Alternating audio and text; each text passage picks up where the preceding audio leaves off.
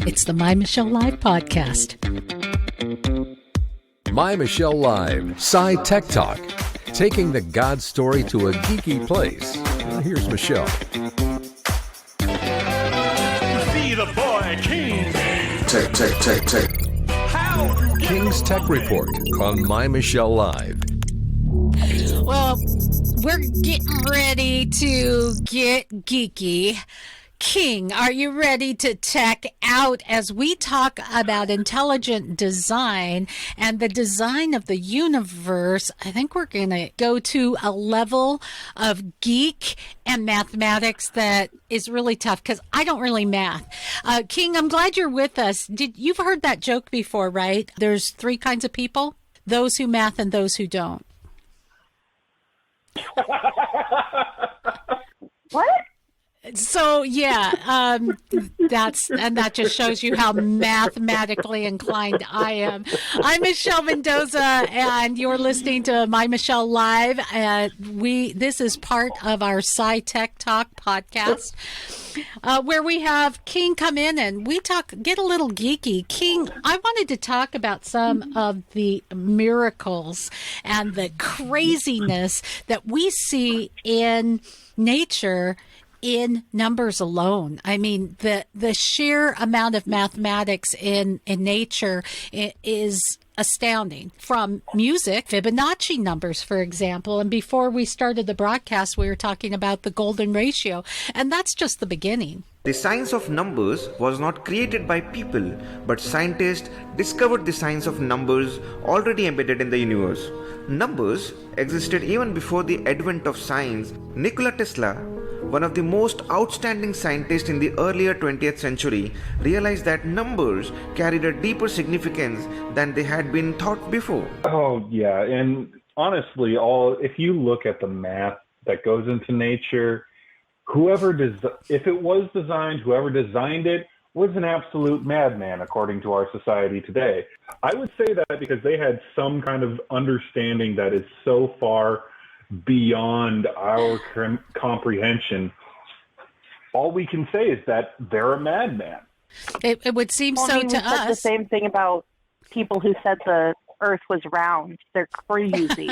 They're crazy. Lunatic. Giselle Infante joins us as well as we take on King's Tech Report. It's the 369 principle. The 369 principle was something that was brought to the attention of the world through Tesla. Let's talk about that. Quickly talk about Nikola Tesla. He's responsible for a lot of the inventions we still use to run the world today, including alternate currents, remote control, induction motors. I mean, the list goes on. He also had some ideas that didn't quite make the cut, including a super electric powered aircraft. And one thing I'm really glad didn't make it was called the death beam. Aside from being obsessed with inventing things, he was obsessed with numbers. He believed that the numbers 3, 6, and 9 were divine numbers. Even going as far as to say, if you only knew the magnificence of the 3, 6, and 9, you have the key to the entire universe. Okay, so to start out, there's a few things that need to lead up into the 369. Pardon me. There's a few things that we need in order to lead up to 369. And it's that there is a concept called vortex math. Basically, at its very core is let's start with 1. You take 1 times 1 plus 1, it equals 2. So then we go on to 2. 2 plus 2 equals 4. 4 plus 4 equals 8. But then we get to 8 plus 8 equals 16. So instead of going on to 16 plus 16, we take those 2 digits apart and we do 1 plus 6. And that leads us to 7. And then we go 16 plus 16 equals 32, which will get us 5. And then 32 and 32 is 64, which is 6 and 4, which brings us to 10, which brings us back to 1, because 1 plus 0 equals 1. And it follows this pattern constantly from 1 to 2 to 4 to 8 to 7 down to 5, and then all the way back to 1. There's a few numbers missing. Those would be our 3, 6, 9. 3 plus 3 equals 6. 6 plus 6 equals 12, which goes back to 3. 12 plus 12 is 24, which brings us back to 6, and so on and so forth. Unfortunately, that leaves 9 out. So it's this interesting conundrum, and that's how we get to the 369 pattern. But it even goes a step further than that. A mathematician, I forget his name, unfortunately. No, I don't forget his name. This was Tesla. I'm sorry. So if you map out all of the prime numbers, you have an origin point on a graph that extends into forever. If you go one segment out and then 1 radian around a circle, there's your first prime number. And then 2 segments out, 2 radians around a circle, and so on and so forth. You'll get this Fibonacci spiral. But Nikola Tesla noticed something else. If you look at it, it also starts creating these swirls. Guess what numbers those swirls are on? 369? Specifically 3 and 6. So once again, we have 9 left out, but Nikola Tesla noticed that there was something strange, how the 369 always kept appearing over and over. All you need to know is that when you study circles, it adds up to 360 degrees. Just think about this. No matter how many times you divide that circle, it'll always equal a 3, a 6, or a 9. Honestly, I don't know if this guy was OCD or if he had just finally snapped or something. But or a genius. I don't know. Oh, those sound bites. Thank you to your universe. It was just a man looking in nature and saying, my gosh, the mathematics interwoven into the simplest form of the universe is astounding. There's something deep there. Honestly, he was so far ahead of his time in noticing these things. Probably call him some kind of prophet. Well, yeah, and that's, you say prophet, but interestingly enough, where did Fibonacci get these numbers and the way things fit together? His quote is, if you only knew the magnificence of 3, 6, and 9, then you would have the key to the universe. This is Tesla referenced where he got some of these ideas, and it was from a biblical base. And the reason I bring that up is that we forget in our age where we have tried so hard to think that reason and science answers everything, which we all now know it does not. But when we look into science, we also see that it points to something so much deeper, and you cannot get away from the intricacies of the universe. So in development of science, the discovery in science, and even the poking into science often came from people who already were predisposed to believe in something deeper. And that's where it's not hard to see how the Bible and science are really not at odds after all. Fibonacci numbers that continue again and again in nature, or the golden ratio, which falls in with the Fibonacci numbers. Even the idea of 369 coming together and having a repetitive presence in the universe, all of these things are like, ooh, that's really cool and creepy. How does that happen by chance? Well, it doesn't. It has to all fit together perfectly. Otherwise, it just doesn't work. That does bring up the question of, does it work because it was designed that way or because it evolved that way? Well, And I like, would we I really would can't argue. answer that. Well, I think I can. Does my computer work because it just I happened to shake a bunch of stuff in the right direction and it just evolved that way, or was it designed that way?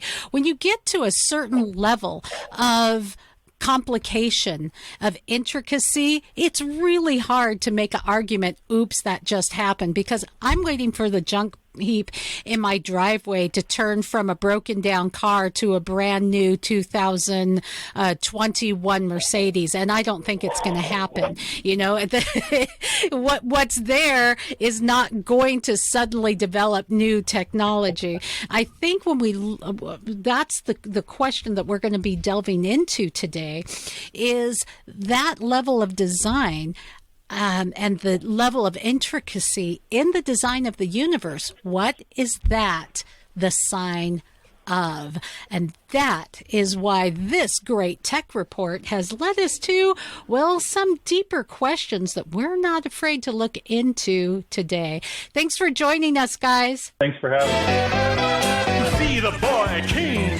Take. How to get the monkey.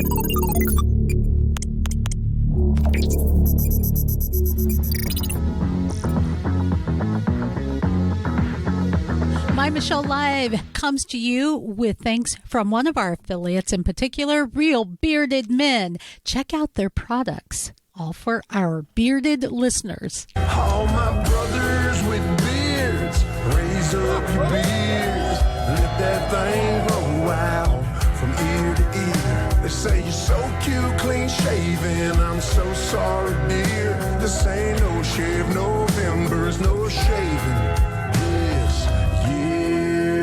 Our brothers with beards. We have a special deal with Real Bearded Men. Go to our website, get a coupon code, and use the link. You'll get the best deal on products for men with beards. Well, welcome to Science and Technology, where with the MyMichelleLive podcast, we always dig deep for what we call the God story. If there is a God, can we see evidence of him? And what would he expect of us? Well, evidence is on the table, and I wanted to talk about a book that I think marries really well with what we talk about on this podcast, because we really do look for evidence of God, logical, provable, testable evidence. We're not afraid to ask the tough questions, and neither is our guest, Douglas L. He's an MIT graduate, double major in physics and math, has a master's degree in theoretical mathematics and a Juris Doctorate. He is the author of a new book, Proofs of God, a conversation between doubt and reason. Doug, is it Doug, Douglas? What can we call you? Smart Doug guy? works great. Right, Hi, Doug. delighted to be talking to you. I'm pretty excited about your book, and here's why. We talk about this issue all the time on our program, but putting it in a way that just is easy reading for anybody, no matter how learned you are or how learned you're not.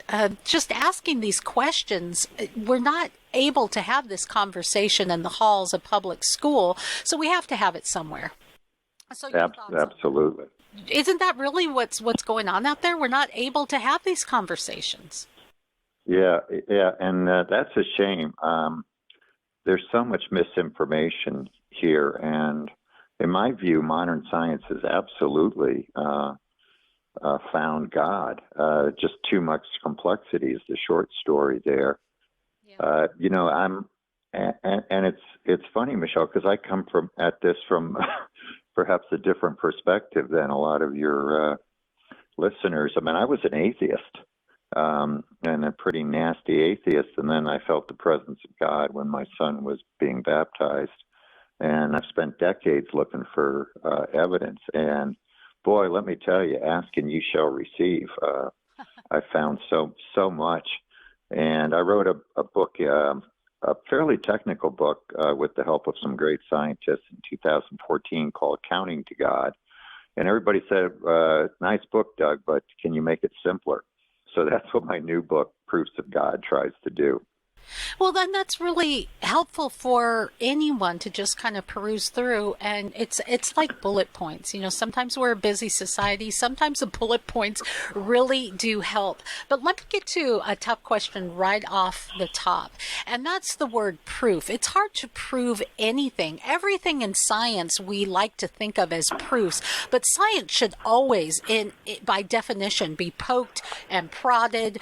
There are a lot of theories that masquerade as proofs, and then we come up with these ideas of, well, it's settled science, and settled science is the most unscientific term I think we've ever applied to science. Would you say? Yeah, settled science usually means here's what I think it ought to be, so I don't want to listen to your argument. But do we do that with God? Can we do that with God as well? Oh, we do. Yeah, and a lot of people try. You know, I've spent a lot of time in mathematics and a lot of wasted years, so that was interesting. But I mean, the proof, you actually, in a technical sense, you can't prove anything. You have to make certain assumptions. Okay, call them your axioms, your postulates, your foundational starting points.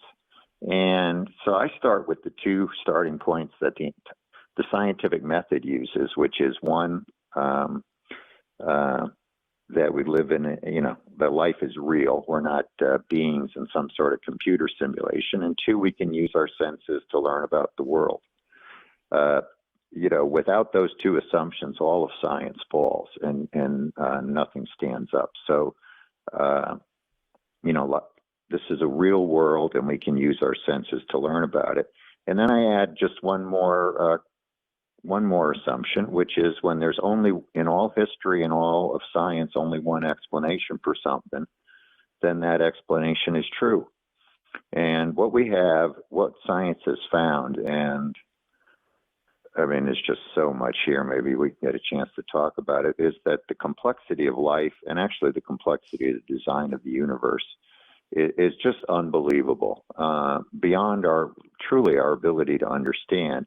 And it's so well designed. And there's only one explanation in all of history and all of science for this kind of complexity and all of this design, is that there's some sort of intelligent mind behind it. Maybe that sounds a little too technical, but basically I think when you put all that together, modern science proves the existence of God. It certainly proves the existence of something. You just cannot look at the computers sitting on my desk and the broadcast equipment needed for you and I to have this conversation and say, oops, that just happened. You know, you wouldn't even fathom that idea. You would look and say, oh, okay, that's Asus and that's Microsoft. We know that there is some kind of intellect behind the programs that make this program possible. Even if I might not be considered a great intellect, at least you could look behind what makes it happen. So when we look at the universe at this point, at this, can I say, advanced stage of human existence, it would be absolutely illogical to look at what's placed out there and not see some kind of intellect behind it. I mean, you would have to have blinders on. And I'm not saying that you have to believe in God the way I believe in God at this point, you know, just for the sake of this conversation. But you cannot get away from saying, wow, okay, there's something intelligent behind this. Right. I mean, there's somewhere between 100 to 200 constants and even the laws of physics, and all top scientists really know this, are set precisely. It's like, the analogy is like walking into a control room for the universe and finding 100 or more knobs set very exactly, just so life can exist. And that's on the physics side. On the biology side, there's a new technical article saying out that's been published, that the biology fine-tuning is much more advanced than the physics of fine-tuning. I mean, consider the human brain, Michelle. I mean, you know, it's something, nobody knows how it works. I mean, that's really amazing. Yet we think, oh, it just sort of evolved. I mean, it's really, when you actually sit back and think about that, the human brain is by far, in my view, the most advanced technology in the universe. I mean, we all have an information capacity theoretically on the same level as the entire internet. And we can control 600 or more muscles. We can play back memories, and on and on and on. Nobody knows what consciousness is. You have technology beyond our ability to even explain how it works. When you came to some of these conclusions, when you did some of this research, you did come from a long time training of thinking as an atheist or as an agnostic. And I so respect that, because in that you do come with this idea of, okay, show me, prove it. Right. Instead of, I believe it, and so I'm going to try to get evidence to back up what I believe. So I really do appreciate that. And I love that about some of my atheist and agnostic friends, is that when you're looking at facts, you can look at it. Although, doesn't it work in that way too, though, that we like to prove what sometimes our faith in nothing is a faith as well. And I think in some cases, based on what you're saying, it takes a lot more faith to not believe in God or an intelligence out there than to look at what the logical conclusion is. Yeah, I think if you really look at the facts, and I lay a lot of them out, very simple facts, proven scientific facts in my book, you just can't avoid the conclusion that God exists. I mean, I styled the book as a fairly simple conversation with a little sassy talk, and I hired a cartoonist. So I think it's accessible to pretty much everybody. And it's sort of a conversation. I call it doubt and reason. It's a conversation, in effect, that I modeled after conversations I've had with people. And it's sort of a conversation between my college self and my present self. You know, if I could go back now and talk to that atheist, here's how I'd approach it. Yeah, and it literally is a conversation. Reason is having a conversation with doubt. It is, in that, it makes it relatable and an easy read, and that's why one of the reasons I really wanted to have Douglas L. on the program today, because this book is something in... the void of education that we're having right now because of lockdowns and COVID restrictions. Your kids are kind of hanging in the balance. I cannot more highly recommend one book that your kids can relate to, an easy read for them. It grabs every learning style. That's kind of the beauty of this. Even with the cartoonist, you're grabbing learning styles for the visual learner, for the person who's a little bit more conversational. So this book, Proofs of God, A Conversation Between Doubt and Reason, is an ideal book during this time for your kids, for your teenagers, and for you and I. Some of the most powerful arguments for proofs of God, the evidence supporting an intelligence design, are what to... Let's just take some facts. Let's look at the monarch butterfly, okay? Beautiful butterflies. Science has found that they come from some tree, and typically in northern Mexico, they migrate north, probably not to Seattle, but to the central U.S. and even up to Canada and come back again.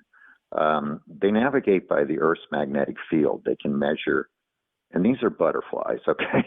They can measure both the direction of the field and the strength of the field, which is technology that also birds have, and a lot of fish. Like, that's how salmon get back to those streams. And monarch butterflies have a 4-generation migratory pattern. And what I'm saying is they return to the tree where their great-grandfathers were born. Okay, so that's one system that cannot be explained by some sort of Darwinian. It just gradually gets better. Here's another one, that plants communicate these are proven scientific facts. I didn't make this stuff up, Michelle. Plants warn each other.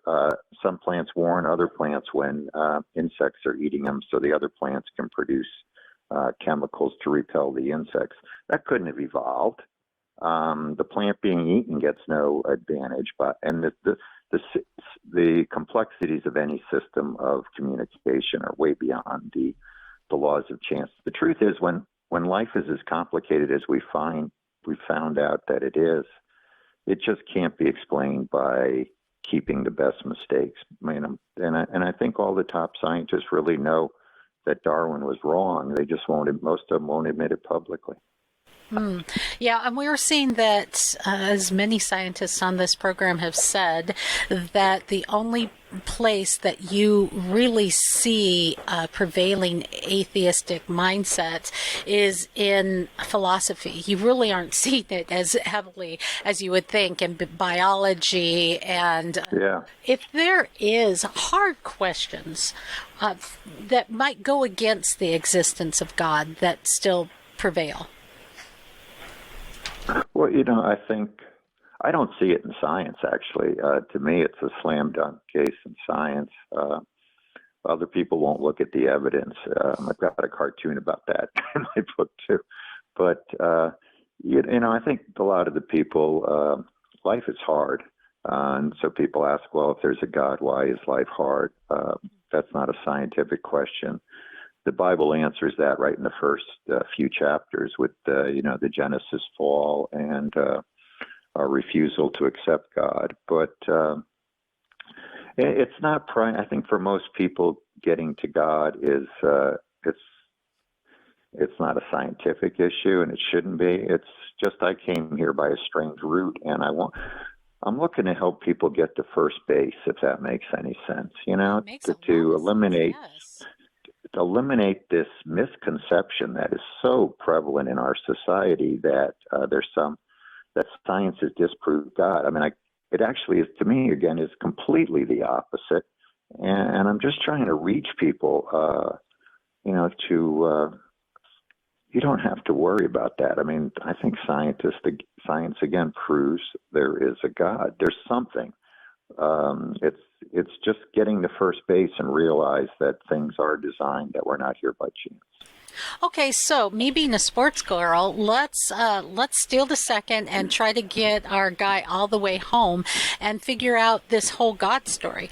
If we can look at science, and science overwhelmingly shows that there is intelligence behind very, very complex design. Okay, we've got that. But as far as the God thing goes, how do we get from this is pretty intelligent to the not only that, okay, it's God, we can label it as God, but also who that God is? Because I honestly think, Doug, that within nature itself, within creation, we see fingerprints of God. We see hints to the character of this designer by the beauty of nature, which is not necessary, the diversity of what we see in our planet, which is astounding, how the specifics of our emotions and so much. We see some fingerprints that can take us from, okay, science shows that there's some kind of intellect, to proof of God. Yes.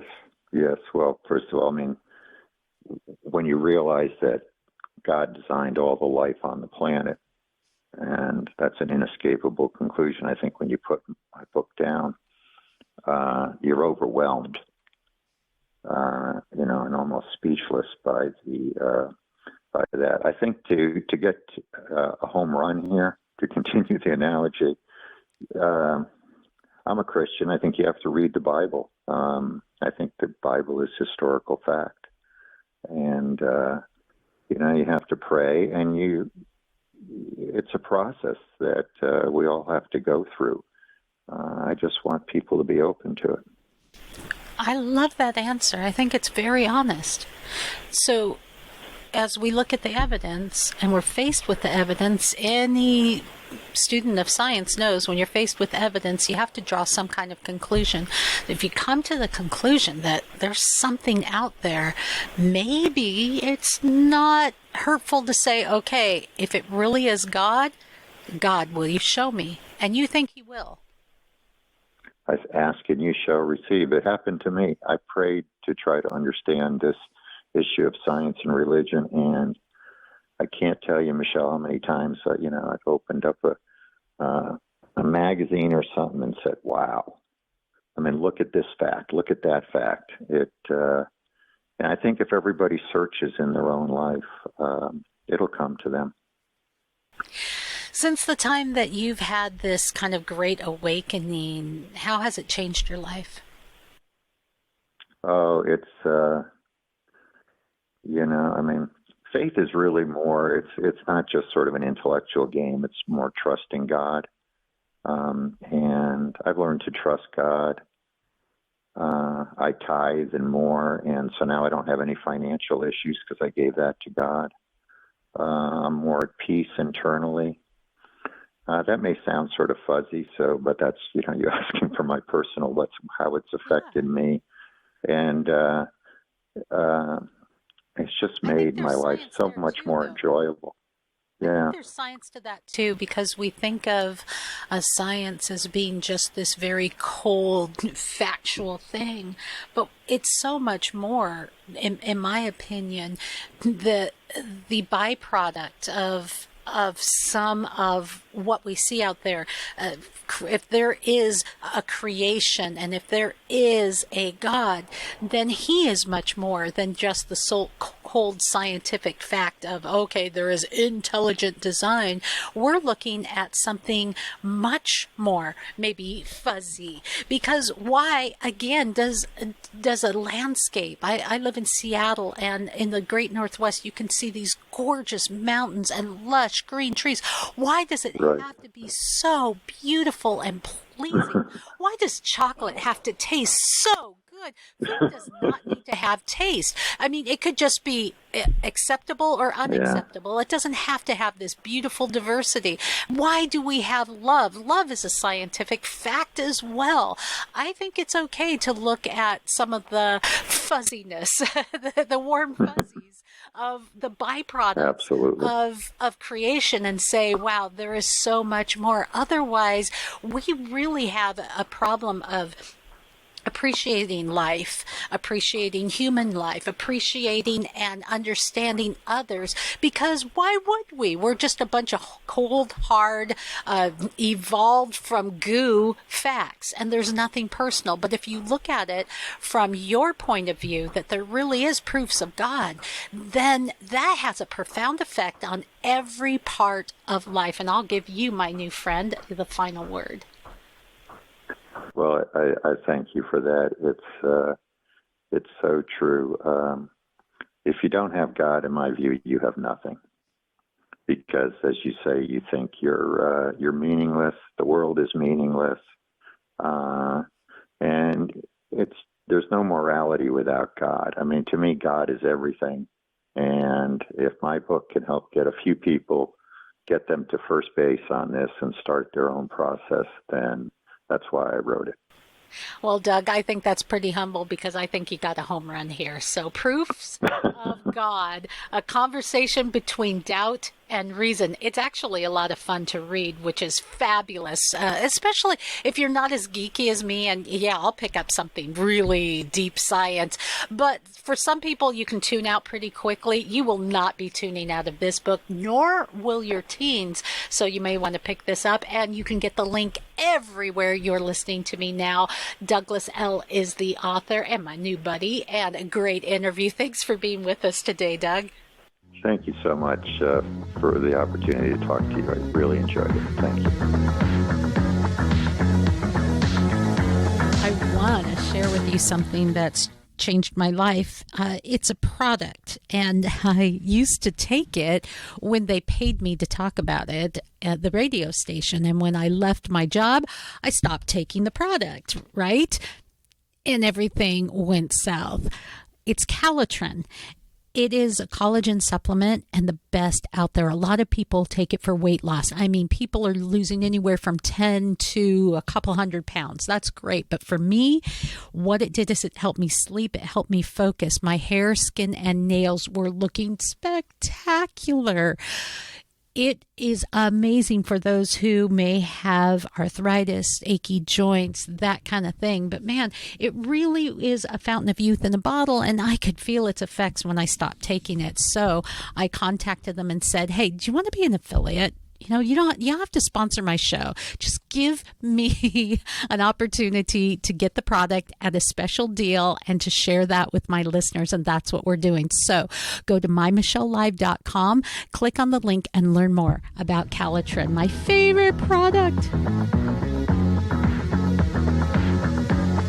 We are not afraid to ask some of those really tough questions. Today, I'm asking the question, how intelligent is design after all?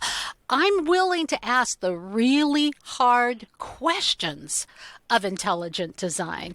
I mean, if we really want to walk by faith, what if that faith is on, I don't know, not so solid ground? What if what you believe really doesn't have a scientific base? Then it's just really blind faith, and it may not be real. So never be afraid to question what you think and question those beliefs. And we're going to do it with a man who has a way of gaining a lot of people's ire. But I have to say, one of the most amazing people to talk to. He's a biochemist, author, a professor of biochemistry, and senior fellow at the Discovery Institute Center for Science and Culture. And by the way, Wikipedia also adds this. He's an advocate for the pseudoscience principle of intelligent design. Welcome to our program, Michael Behe. Michael, thanks for joining us. Hi, Michelle. It's great to be with you again. Yeah, you seem to elicit a lot of people's anger. And here's something I just want to ask right off the top. You get a lot of hard questions, and that's fine. Your latest book answers those. You're not afraid of those hard questions, but for some reason you draw people's ire. And I was thinking about this before I invited you on. I just wanted to point out there is a little bit of as people who are maybe more atheistic, Darwinian, evolutionists, a lot of them are great people and friends of mine, but sometimes there is a creepy factor to their stalking of those Christians. I mean, look, I don't believe in the tooth fairy, but I don't have websites, books, nor am I angry about the tooth fairy. Michael, I am not stalking kids with loose teeth and saying, okay, what's going to happen when that falls out, and looking under the pillows to see if their parents left a quarter. So what is it that bugs people about you? Yeah, well, I think my big offense was to say that nature, you can look at nature and tell that it was designed, that it's a rational and empirical decision. It's not some hazy religious concept. You can know that nature is designed, and particularly life and the basis of life, molecular basis of life, simply by looking at how it's put together, just like you would look at, say, a lawnmower and say, hey, that was not an accident, because I can see how all of the parts are fit together and fit to each other to accomplish some purpose. Same thing with the foundation of life. Back in Darwin's day, he didn't know what the foundation of life was like. Nobody knew back then. They thought that cells were like little pieces of jello. They called it protoplasm. And they didn't know that there were such things as molecules. People guessed that there might be such things, but they didn't know for sure. So we have made astounding progress since Darwin's day. But for some reason, biologists still feel stuck explaining things in that 19th century concept. But science has discovered that rather than a piece of jello, the cell, the very foundation of life, is built on machines, real machines made out of molecules. There are trucks, little molecular trucks and buses that kind of ferry passengers and cargo from one side of the cell to the other into the many different compartments of the cell. And there are outboard motors that can help a cell to swim. And there are chemical factories, and there is computer processing in the cell. Bill Gates has called DNA the most sophisticated computer program that he knows of. So when we see a computer program, or we see a truck, or we see an outboard motor, we don't wonder whether they're products of chance and time. We know that they were designed, and it's a rational deduction because we see how all of the parts fit together to do the job. So same thing with the cell. So as we look at that, it would be illogical and ridiculous to shut out any argument that says, wow, look at this design, what designed it? And that's really the basis of intelligent design. You look at the design of nature and say, wow, there looks to be some kind of intelligence behind it. You're basically looking at evidence. Now, what you do with the evidence, it leads to your faith. And that's something I just wanted to get out of the way at the beginning. You know, there are a lot of people that can look at the world around and say, what does the evidence say? I'm looking at an outboard motor. Evidence would say that someone created it. If it says Evinrude on it, that might even give us some specifics. I don't know, I'm not a genius or anything, and I don't have a scientific degree, but I'm just saying. But what we do with that, when you draw a conclusion saying, I believe that the evidence points to, for example, a biblical worldview, but there are other folks who may have no faith, may have no religious affiliation. It's just a matter of looking at the evidence. What you do with the evidence is kind of, well, if I might say, between you and God.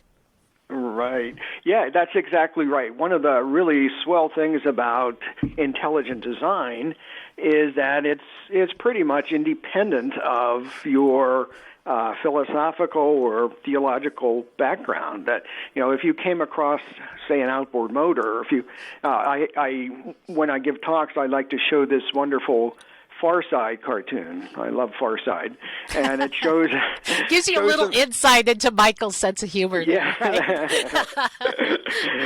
And this shows a bunch of guys walking along a jungle path, and the lead one has been strung up by this vine, and there are these bamboo shoots that have come along and skewered him.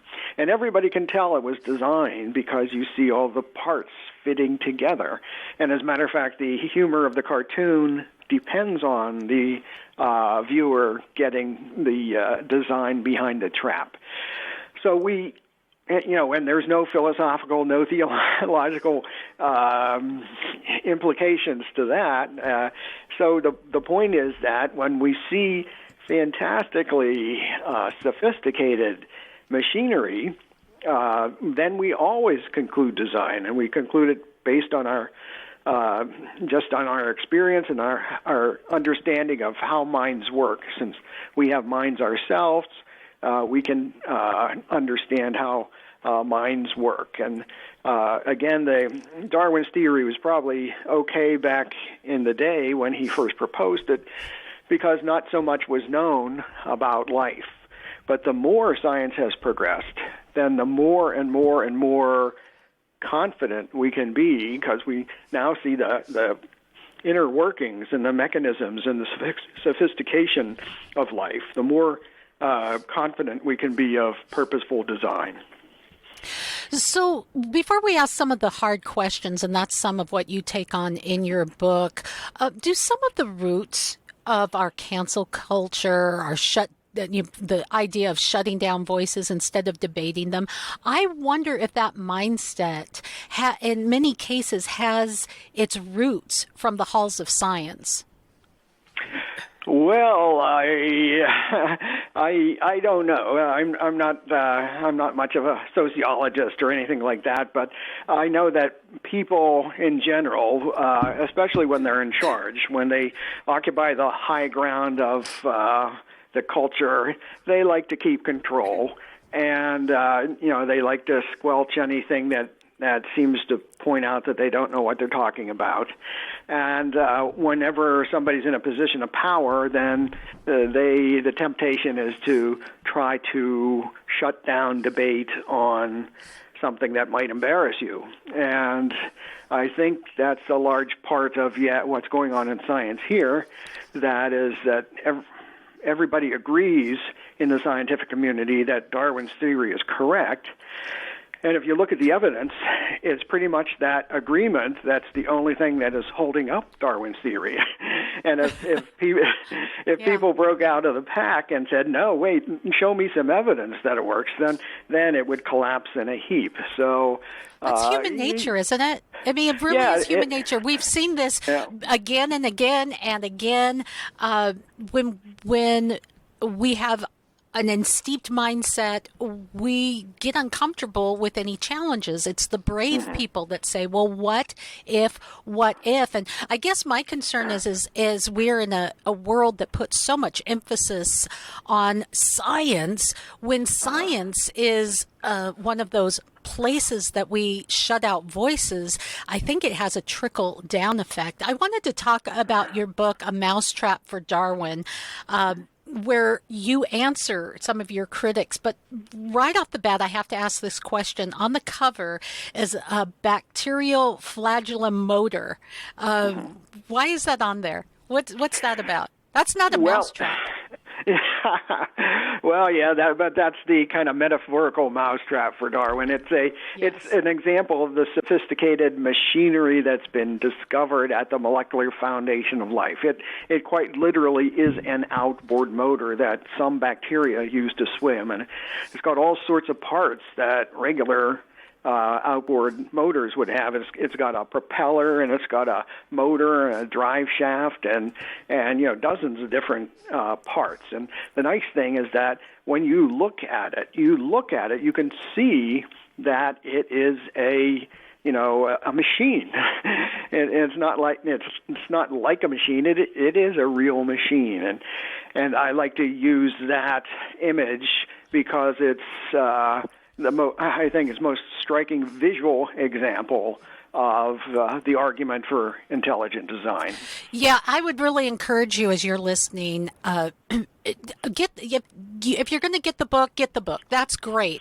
But even if you're not, oh my goodness, you really, really have to click on the link to see the cover of the book and look at this crazy picture.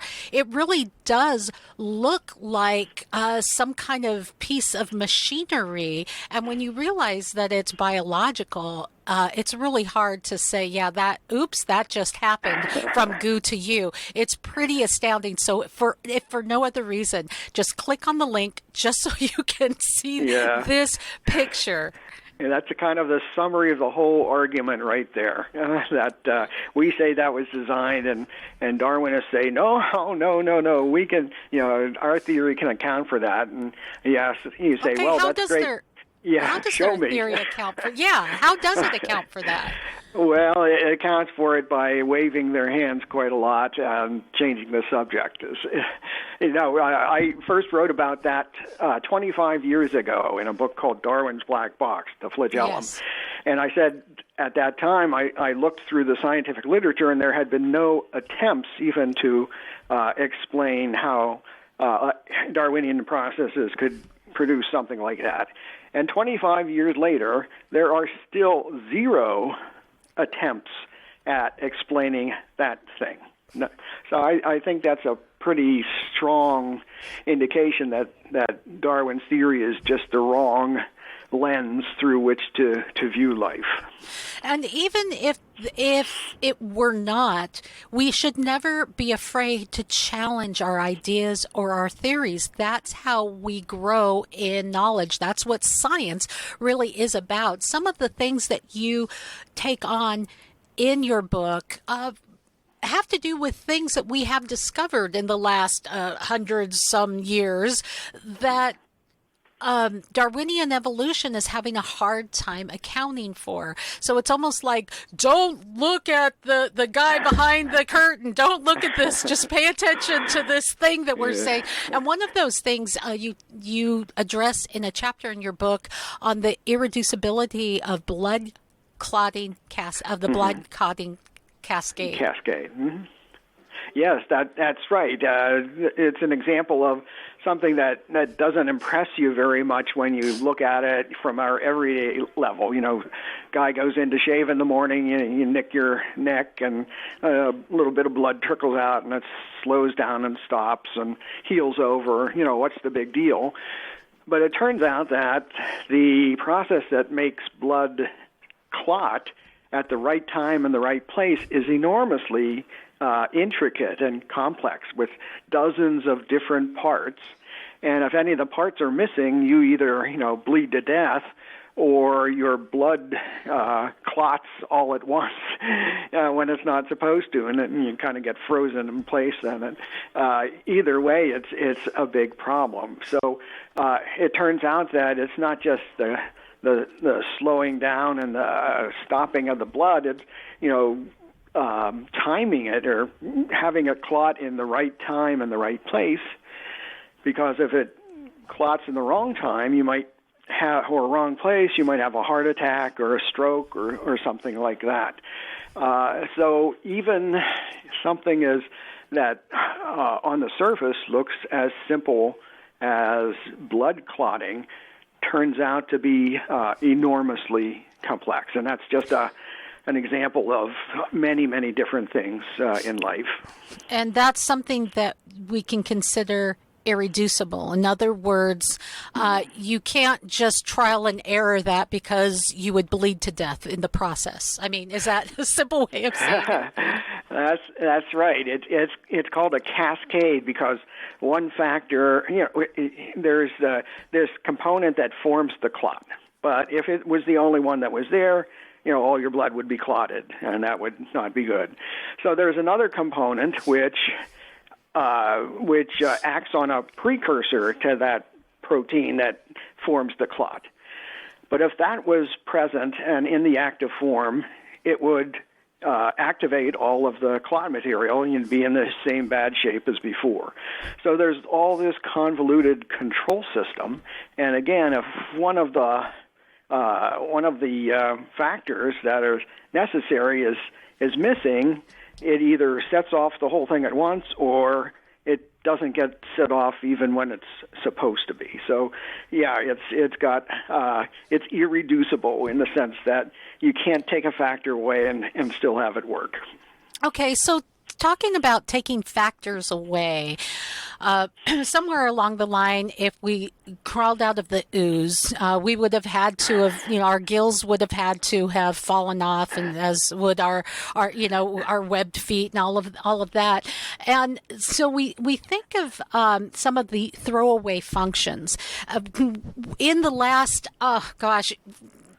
years of science. We've seen that things like when I was a kid, Michael, everyone was getting their tonsils out because they were just this useless thing left over from evolution, right? And you would get tonsillitis. So to prevent that, everyone got their tonsils out. My mom would not let me get my tonsils out. She said, God put them there for a reason. We're going to leave them in. And I hated that. Everyone got to stay home from school and eat freaking ice cream for breakfast, lunch, and dinner. Are you kidding me? Every kid wanted their tonsils out. And then turns out as an adult, we find out tonsils really do have a purpose. Ouch. And so that leads me to something that there has to be a net benefit for these throwaway functions. Otherwise, we have to get rid of them, but there has to be a benefit in getting rid of them. And we don't see that in Darwinian evolution. Yeah, well, you're exactly right. Well, I'm one of the guys who did, in fact, have my tonsils out when I was in first grade, I think, and and I got ice cream, but I tell you what, I'd trade the ice cream and keep my tonsils. Yeah, that's one of the things that Darwinists do is when they see an organ or some feature that they don't know what the heck it does, they say, "Oh, it's just some useless leftover," because we know evolution doesn't care about perfection or anything, and that's what is classically called an argument from ignorance, and that is that I don't know what this does, therefore it doesn't do anything. And that argument has a very, very bad track record in biology and life. You know, that's as bad as coming to the idea that the sun rises in the sky because, you know, it's some god staring down at us, or it's along the lines of superstition. We think we're so advanced, and yet we're thinking that way. That's creepy to me. Yeah. Well, everybody's, even scientists are people too. So we all make the same mistakes of wishful thinking and prejudice for our own conclusions and so on. But that's still active. There's something called junk DNA. A couple decades ago, somebody said, well, you know, there's all this DNA, and a large chunk of it, we don't know what it does in the human genome. So therefore, it probably does nothing, and therefore it's junk. And that idea got a lot of play for a while until it was all sorts of functions, all sorts of useful things were discovered within what was thought to be junk. And so that concept is pretty much gone now, but you can bet your bottom dollar that next thing, you know, somebody focuses on that nobody knows what it does, that Darwinists will say that it's probably just useless junk. Okay, so up till now, I've thrown you some softballs, which was kind of nice. We're kind of getting warmed up.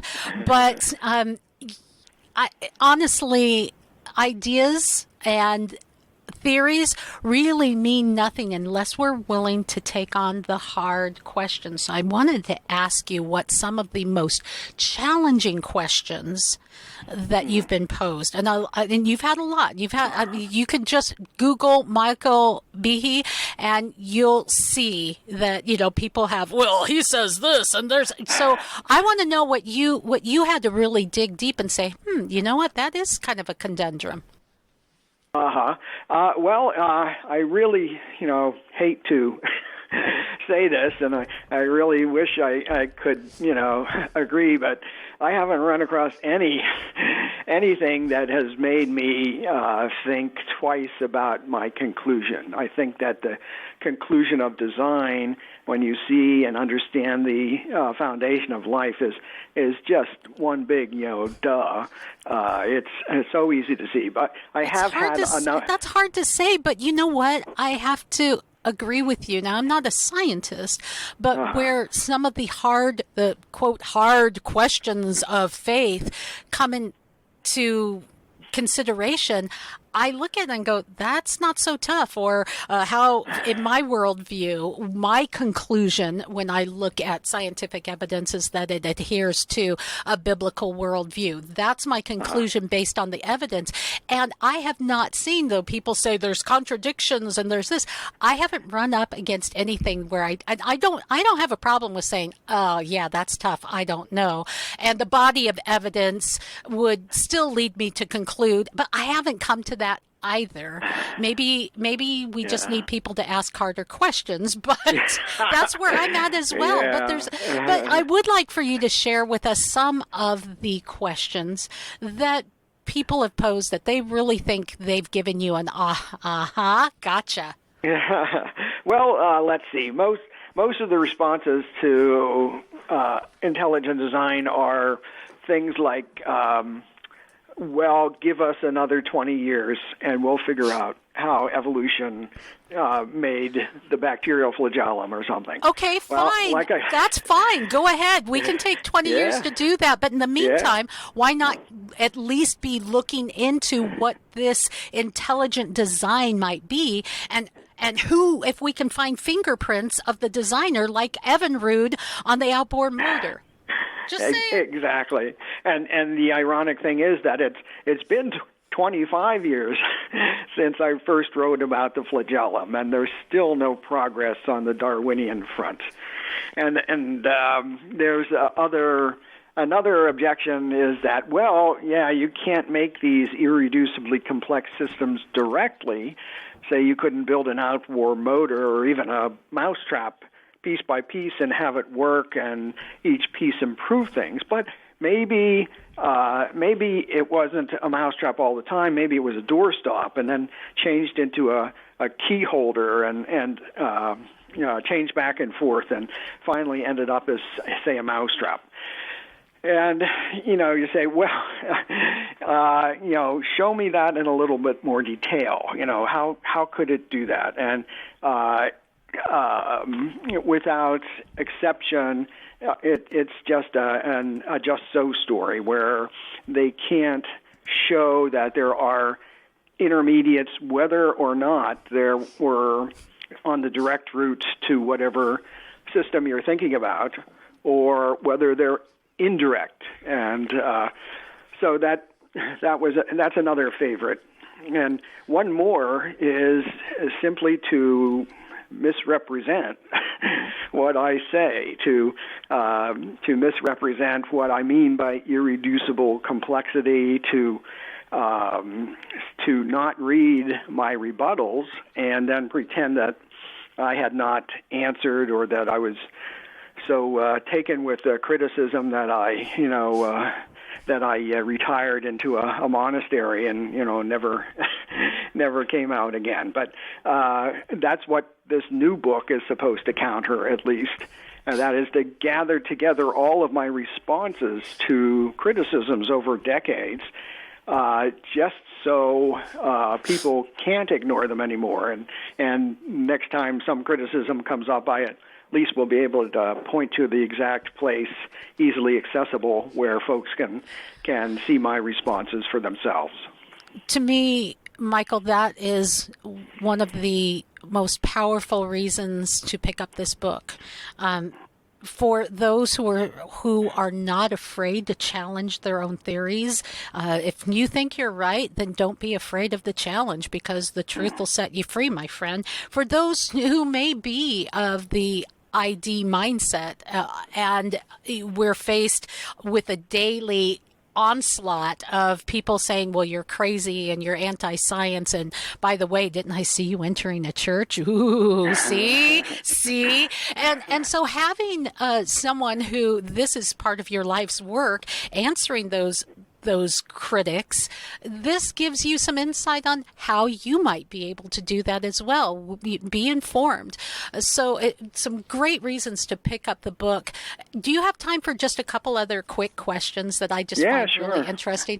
One of the big conversations through science right now is the Wolfram idea. It's a theory of everything. It's Wolfram Physics Project. It's something that people have talked about, and you actually address it in your book.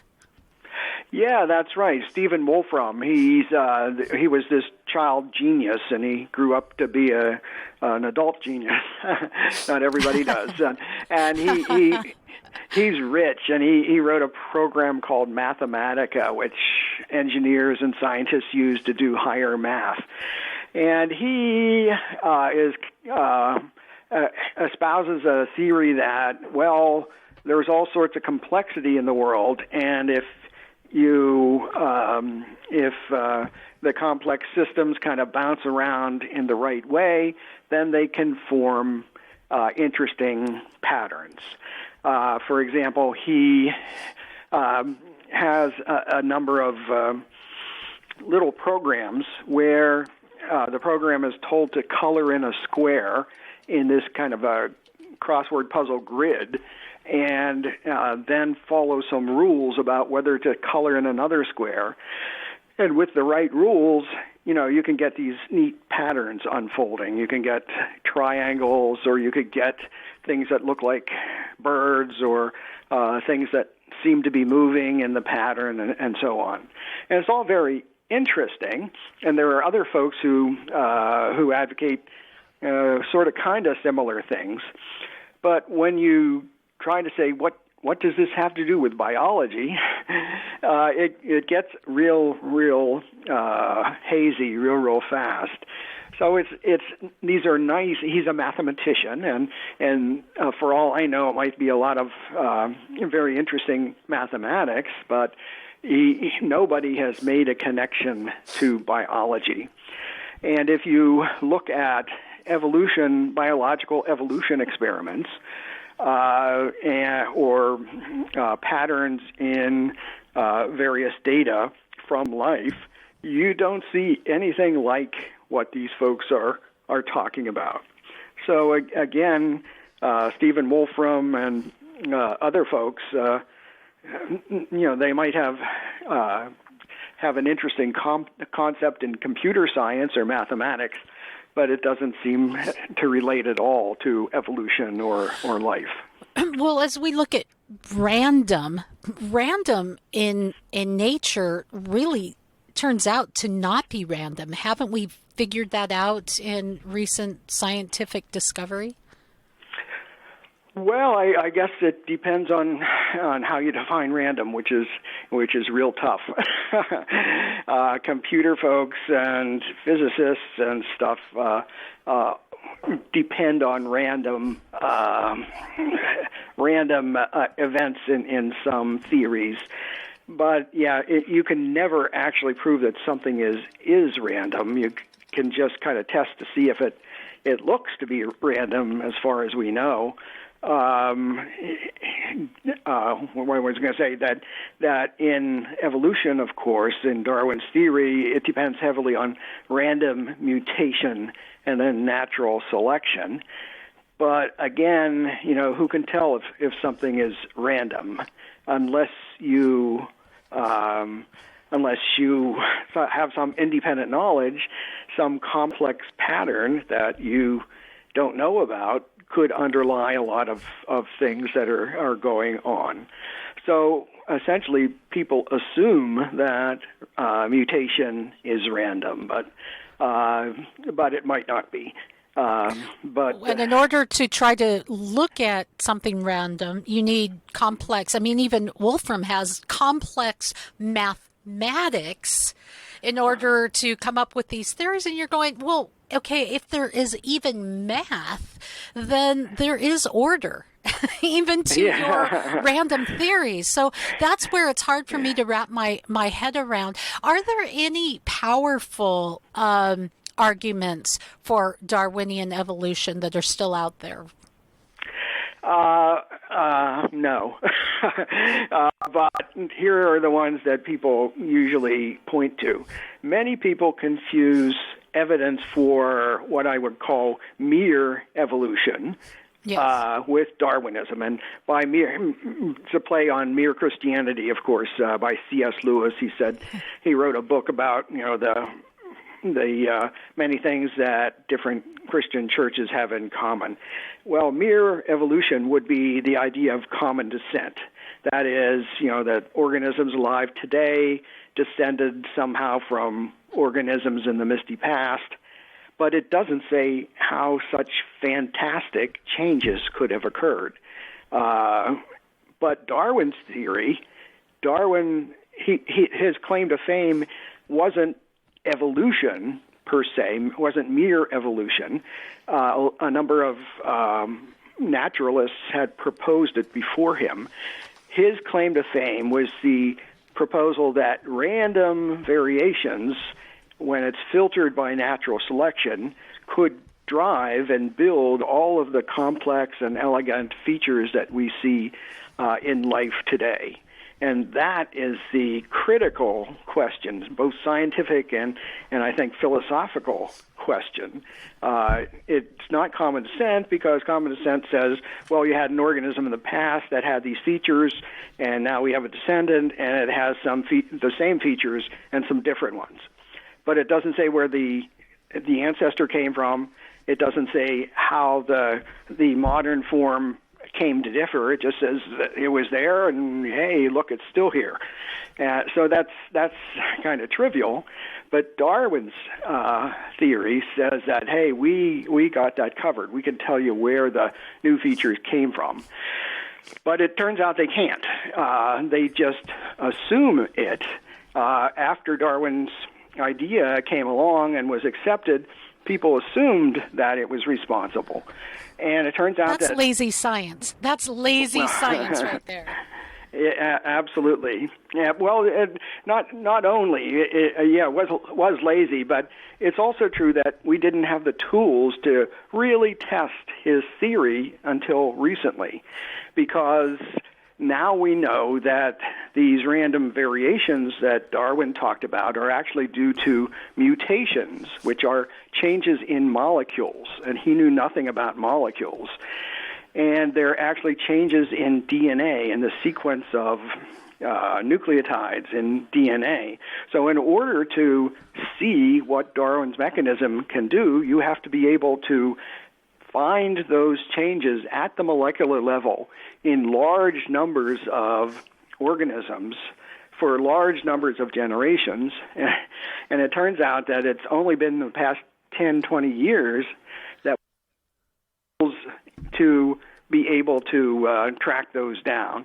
And it turns out, as I've written in my book before this, when Darwin evolves, that that mutations do occur, and sometimes they help, and natural selection allows them to increase in the population.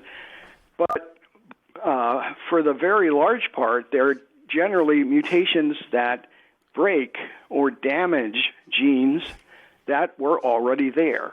They're essentially throwing genetic information overboard for short-term gain. So Darwin's theory has actually been, the evidence has come strongly against it now that we can actually test it at the molecular level. All of this has been so interesting, and we've even taken more time than I promised, and I apologize for that. But I mean, this is something that you can talk about all day. There are so many areas. You could dissect our human bodies from our fingernails, our eyeballs, blood clotting, to my response to COVID. Right? All of these things are so amazing, and just taking a walk through nature, the beauty, the diversity, it's astounding. And so I wanted to end our interview kind of where we began with your stalkers, I call them, because you really do have folks who are, if what you believe is so outlandish, then leave it alone. It should disprove itself. But for some reason, it truly bothers people. And I don't know if that's just because of the science that they feel uncomfortable with, as you mentioned, that, you know, you get your mindset on something and someone challenges you. It's human nature to have your, like a rooster, have your hackles up. Or if it's because maybe you draw a conclusion in your personal life as to what all of this means. I'd like your thoughts. Yeah, that's certainly true. I mean, nobody would care about bacterial flagella or blood clotting if it didn't point to higher conclusions. And a lot of folks really think that, you know, are very comfortable with their worldview of nature being self-sufficient. And if one points out that, well, that doesn't seem to be the correct interpretation these days, they can get really, really defensive, and more than defensive, then they can get offensive too. Nobody would care, nobody cares about 99% of scientific results unless they, result in a new iPhone or something.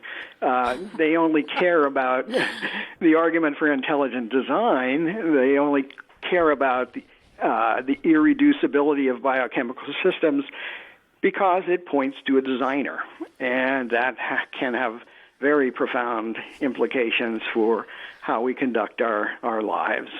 Because you have to look at the evidence, and in some way you do have to draw a conclusion. I mean, that's the logical outpouring. So in that's where science is important. And it's important if you're on the other side of ID. We can, if you believe in a creationism, if you believe in intelligent design, we can get just as offensive and offended at a challenge too.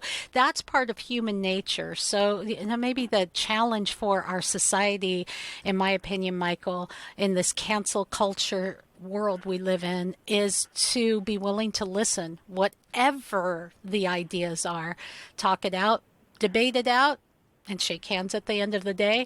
But it's important to come to your own conclusion based on the evidence. What do you say? And we always get to the God story on this program. Michael, it's so good to talk with you. I always love our conversations. And can I just give you a little bit of praise?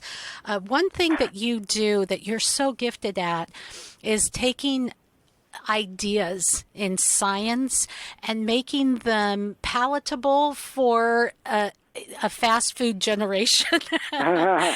you give us it's Chateaubriand in a way that we can all pronounce. And I really appreciate you making science attainable for the rest of us. Well, thanks very much for saying that. It's a lot of fun. I have a good time doing all of this. Last question is, what's coming up on the horizons for Michael Behe?